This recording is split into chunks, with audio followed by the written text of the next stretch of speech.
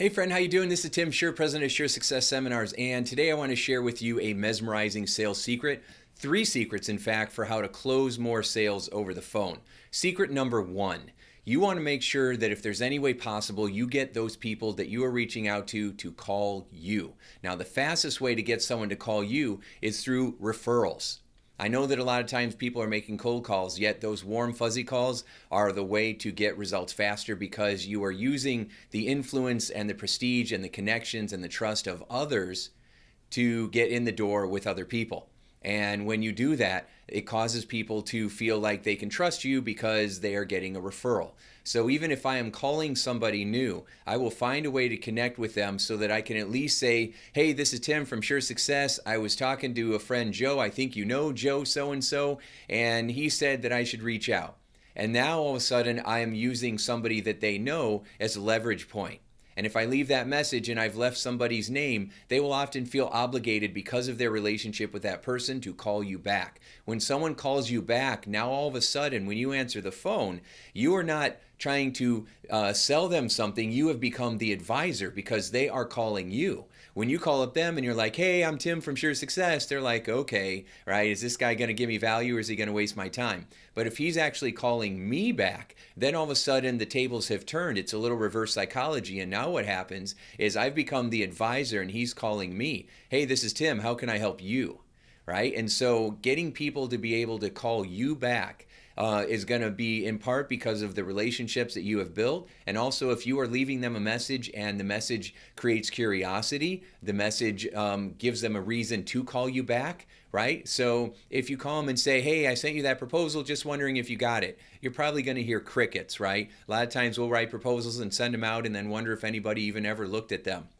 And so if you give someone a reason to call you back though, hey, this is Tim. I found that research that you were wanting, that you were interested in. Call me back. I got some numbers. It's going to surprise you what I found out, right? And so now, okay, well, now I have a reason to call them back because 1, he did me a favor, and 2, I want to know what he found out. Okay, so if you can use curiosity or some kind of urgency to cause people to want to call you back, then that's going to help a lot.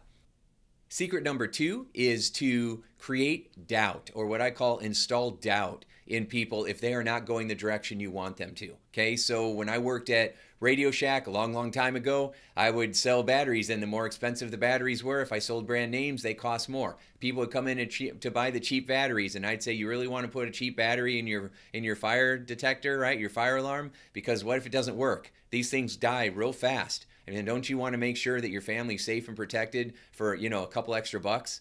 And then people will be like, yeah, maybe I shouldn't buy those cheap batteries for something like this, okay? Not all the time, but a lot of times my closing rate went sky high just because I would cause doubt.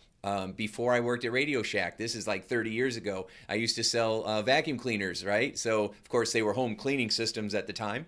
And I would tell people that, okay, I want you to go ahead and take your vacuum cleaner and run it up and down the hallway, and then I'll do it right after you with my new improved, vacuum cleaner. And so they would run their vacuum cleaner up and down the hallway, and then I would take a little cloth and I would put it between the filter of the bag, and then I would vacuum, and then I would open up the top of this. It was a TriStar Pig at the time, and I would open up this vacuum cleaner and all this hair would pop out of it. And that was actually stuff that had picked up off the carpet. And people were like freaked out. I installed doubt because they literally said, hey, I just vacuumed over there and now you went over there after I did it and picked up all this stuff. Oh my gosh, now I have to buy your $1,300 vacuum cleaner, which was very expensive, back in the 90s. Okay, and so again, creating a sense of doubt. I've had people that they're like, well, we want to bring you in for sales training, but we've got 4 other people. And right from the bat, I'm like, well, that's fine, but I'm not a sales trainer. I'm an expert in human behavior. I'm a human behavior specialist. I'm going to drive into their unconscious minds and I'm going to shift things at an unconscious level. And sales trainers just do not have that education. They don't have the background, right? So they're going to give you their PowerPoint, but right off the bat, I'm starting to make a distinction between them and me. Right? It creates a sense of doubt, right? And then I've had that all the way through with people to the very end. They'll say it's between you and someone else. And I'll say, yeah, well, you had a conversation with that person. How'd it go? And they would say, well, he did a lot of talking, right? And I said, how'd it go when I was talking with your people? And he said, you did a lot of listening and people really felt connected. But we like both of you. And I'd be like, yeah, but do you really want someone who's doing all the talking and not doing the listening? Is that the kind of person? Do you want your salespeople doing all the talking and not listening to their customers? Is that what you really want? And then you want someone like that to train your whole team? And then all of a sudden this manager was like, well, no, I guess not. See, I installed doubt because I started causing them to think about things that they hadn't considered before. And if they already have their decision made up in their mind and you don't go in there and install doubt in that decision, they're going to go ahead and follow through. And if that decision does not work with you, then you're going to lose that sale. And so top sales pros will close that sale and beat out anybody else because of their ability to install doubt. I had it happen to me too. I had a friend one time and he was looking over a program that I wrote, and he said, "Do you really think you're a good writer?" And I'm like, well, yeah. He says, "Are you sure?" And just those, "Do you really think you're a good writer? Are you sure?" And I was like, what? And it messed with me. And so he was just trying to get me to use some other people to write some of my stuff to free up my time. And so he was installing doubt to kind of shake it up a little bit because I wanted to do all the writing, right? And so now what I found is I have a copywriter that I work with, and it ends up being much better because I can still put all the ideas in there, and then the copywriter can come and make it all polished and excellent, and it works out great. But that might not have happened if a friend wouldn't have used doubt for me, okay? So he installed doubt in me, and it ended up leading to something good.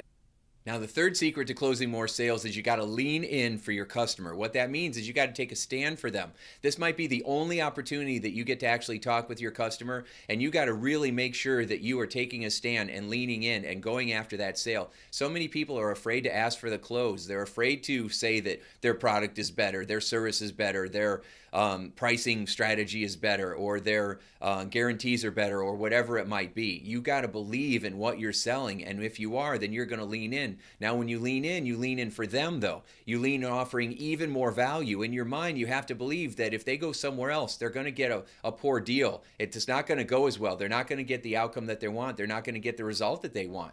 So I 1,000% believe in my product, my service, what I offer people. And so I really lean in hard and push them to go with me and work with me because I know I'm going to get them a better outcome than anybody else they bring in. I believe that, and I've seen it from experience. And so I lean in hard for them, not for me.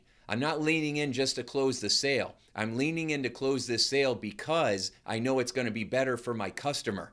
And so I'm showing them the value, I'm showing what they're going to get, and I've created a system just from these 3 secrets that I'm sharing with you. I've already got a referral or a connection, so I've built that credibility. And then I've given them the ability as we connect to be able to say, hey, this is what we need to do. And if we don't go this direction, this bad thing might happen, that thing might happen. So I'm already the advisor. I'm installing doubt and going in any other direction except what we're going to do. And then I show them how by us working together, they're going to get the greatest amount of value. They're going to have the best experience because we're working together. And when you line it up in that way, you're going to see your sales go way up. You're going to see your close rates go way up as well. And you're going to find that you have better relationships with people because you're taking care of them. You're treating them as friend, as family, right? Assuming that you like your family. You're taking care of them, and you realize that when you close a sale, it's not just closing a sale because you don't want to close a door. You want to keep that door open. So it's just step 1 in building the relationship. So use these tools, use these strategies right away, and watch your sales closures improve so that you can be at the top of your game.